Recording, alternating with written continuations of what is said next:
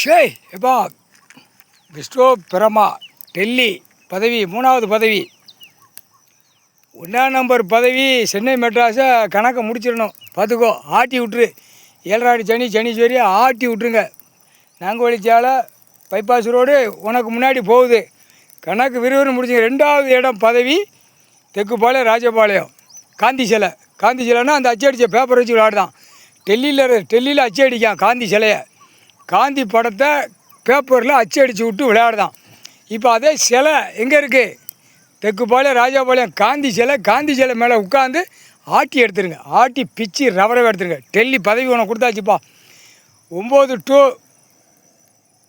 10 Rajapalayam தெற்குப்பாளையம், 9 to 12 Delhi.